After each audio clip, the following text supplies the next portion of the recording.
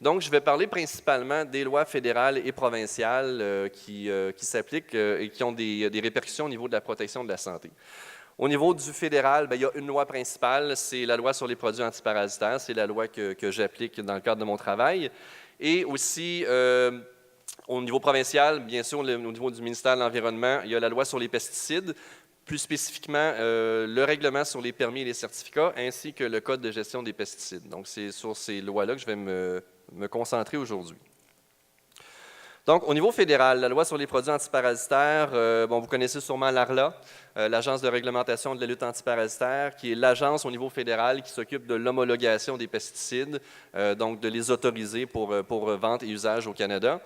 Moi, je fais partie donc, de la branche terrain un petit peu, donc le programme de la conformité des pesticides. Nous, notre travail, c'est l'éducation, sensibilisation et aussi un aspect conformité, donc s'assurer que les produits soient bien utilisés de façon sécuritaire. Donc, la loi sur les produits antiparasitaires, j'ai essayé de sortir les grandes lignes les plus importantes.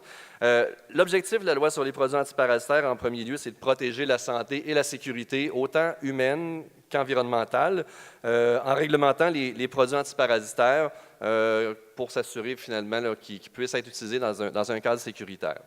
Donc, je vous ai sorti quelques grandes lignes de la loi les plus importantes aujourd'hui. En premier lieu, c'est que tous les pesticides doivent être homologués au Canada avant de pouvoir être importés, vendus, utilisés.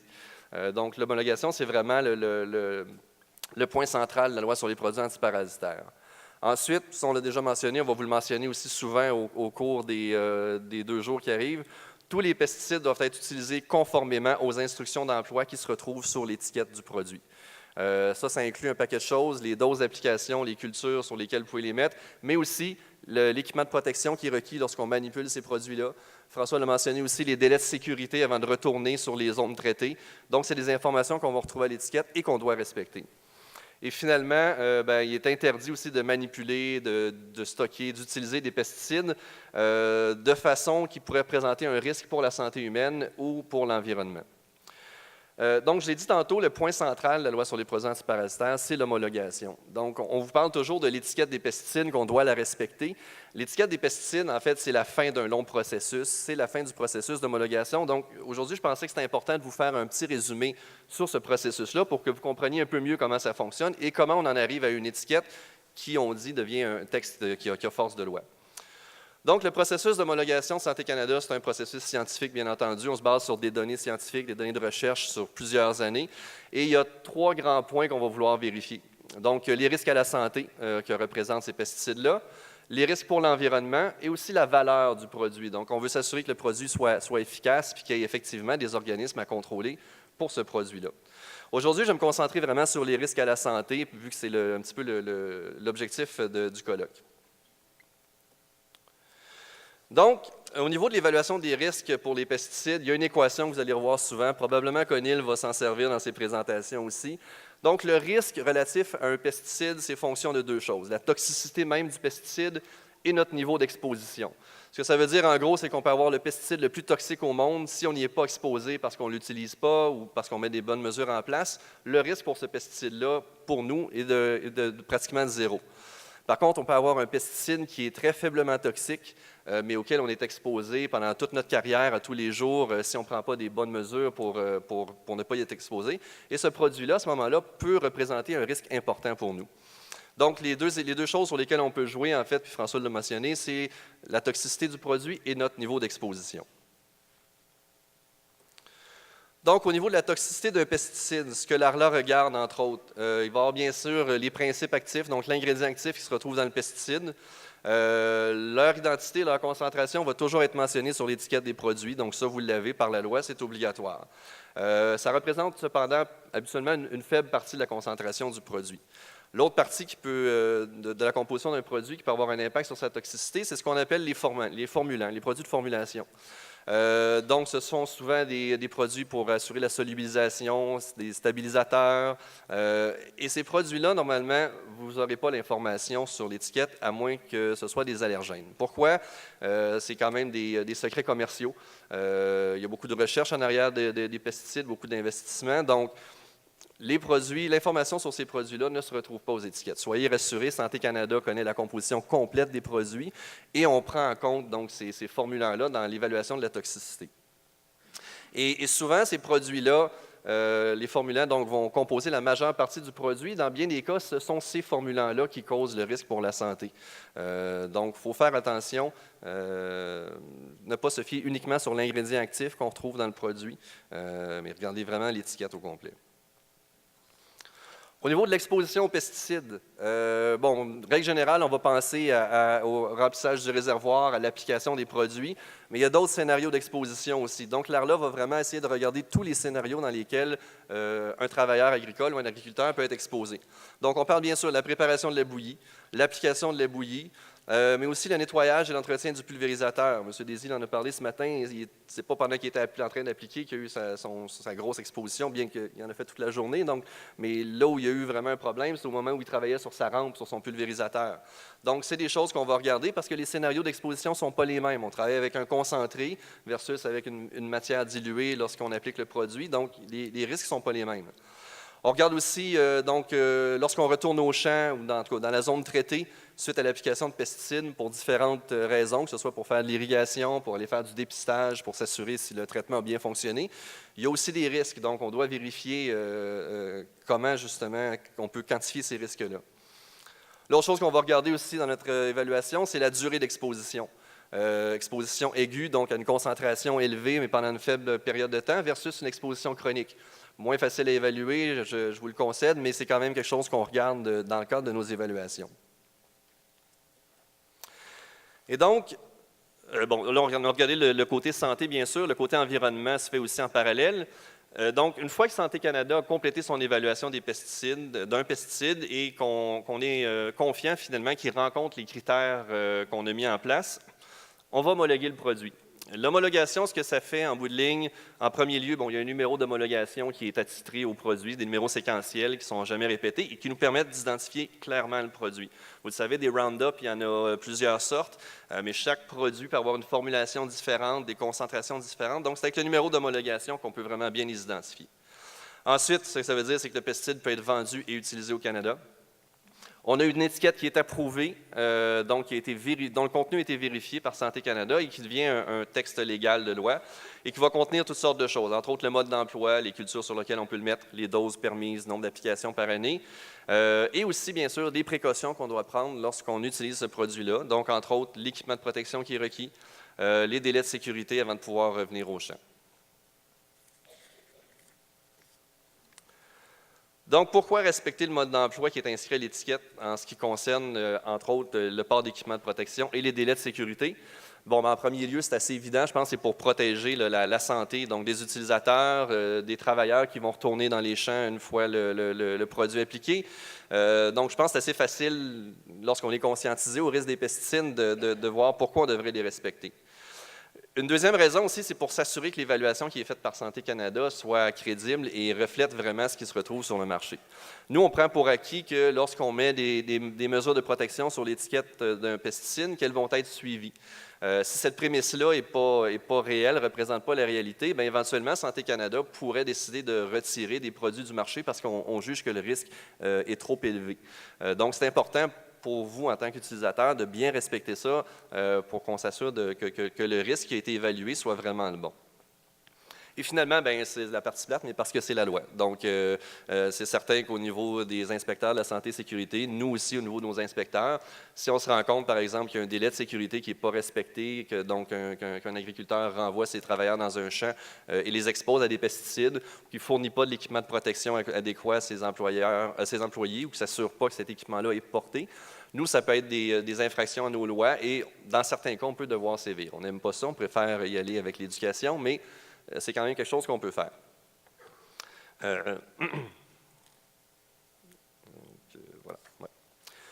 Donc, si je tombe au niveau de la loi provinciale, donc au niveau du ministère de l'Environnement du Québec, la loi principale, c'est la loi sur les pesticides et qui est appliquée à partir de 2 règlements, en tout cas nous, dans notre cas, au niveau de la santé, ce qui nous intéresse, le règlement sur les permis et les certificats et le code de gestion des pesticides.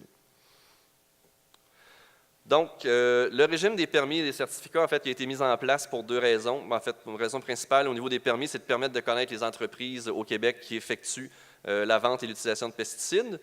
Puis au niveau du certificat d'utilisateur, c'est pour permettre de s'assurer que les vendeurs et les utilisateurs de pesticides répondent à une norme minimale au niveau des qualifications qui sont déterminées par rapport à leur secteur d'activité et pour certaines classes de pesticides. Donc, le régime des permis, j'imagine que vous le connaissez quand même assez bien, peut-être même mieux que moi. En gros, il y a différentes activités qui sont réglementées, donc la vente de pesticides, vente au détail, les travaux d'application aussi. Donc, différentes catégories qui existent, donc vous les voyez au tableau, que ce soit les applications par voie aérienne, en milieu aquatique. Comme vous le savez sûrement aussi, au niveau des permis, il y a une exemption au niveau des agriculteurs. Donc, il n'y a pas besoin d'avoir un permis tel quel au niveau du ministère de l'Environnement pour pouvoir utiliser les pesticides en tant qu'entreprise agricole. La même chose s'applique aussi aux aménagistes forestiers, tant que l'entreprise est en deçà de 10 employés. Il y a un seul bémol par rapport à ça. C'est certain que si vous, en tant qu'agriculteur, vous offrez des applications à forfait à d'autres agriculteurs, donc s'il y a une rémunération pour ces travaux-là, alors là, automatiquement, vous devez avoir un permis donc, du ministère de l'Environnement qui permet ce type d'activité. Au niveau du régime de certificat, encore là, ça s'applique donc la personne qui va faire l'application ou même les personnes qui vont superviser certaines applications ou certaines activités relatives aux pesticides doivent détenir un certificat. Donc, différentes catégories. Au niveau des utilisations agricoles, c'est le certificat de type E. Sinon, si on fait des applications à des fins commerciales de pesticides, c'est des certificats de type A, B, C ou D. Et comme je l'ai mentionné aussi, dans certains cas, il y a une possibilité de faire de la surveillance. Donc, il y a des gens effectuent des activités qui requièrent un certificat, mais sans l'avoir. Donc, cette activité-là doit être faite sous la supervision d'une personne qui a un certificat.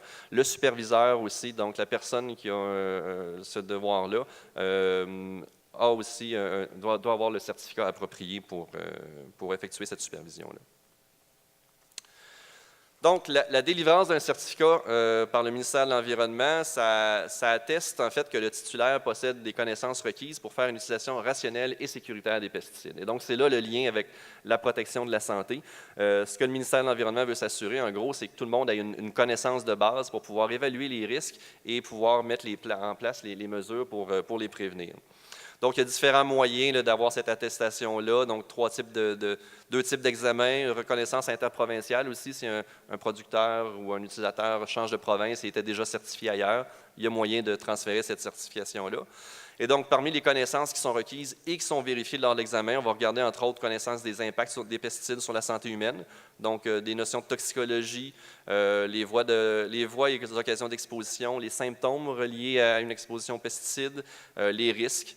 Et on va aussi évaluer les connaissances des mesures de sécurité qui sont requises. Donc, le choix et l'achat des pesticides, la préparation et l'application sécuritaire des pesticides, les équipements de protection, mais aussi l'entreposage de ces produits-là qui peut amener certains risques.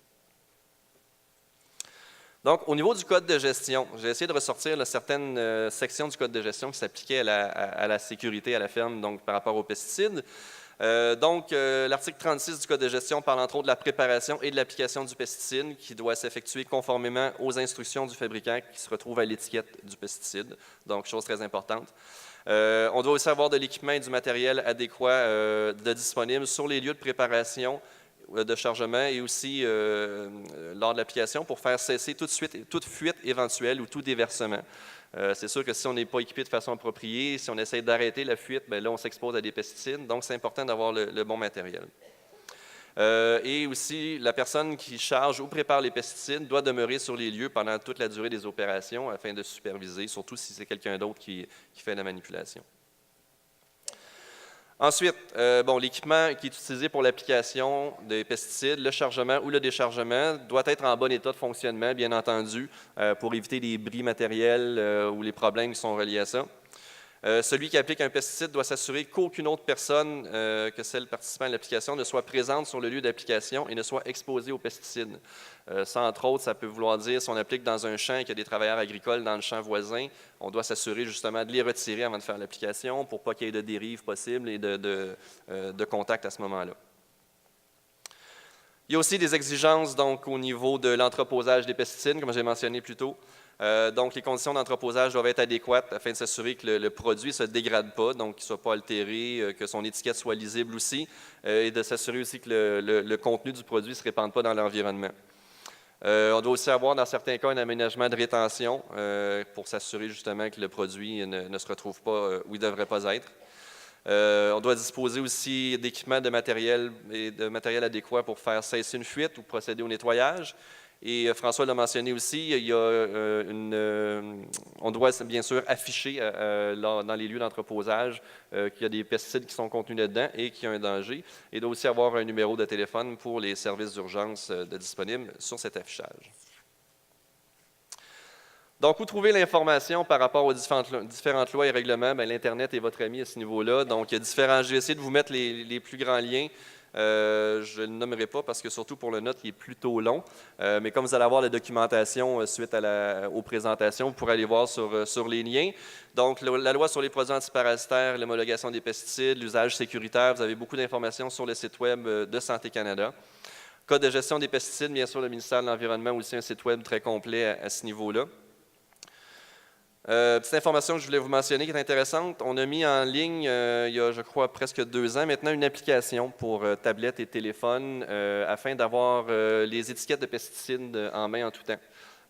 Donc, si vous voulez venir nous voir au kiosque, on va avoir cette fiche de renseignement-là, mais c'est gratuit, donc disponible sur le Apple Store, Amazon, Google Store, donc c'est un bon outil à avoir sur votre téléphone.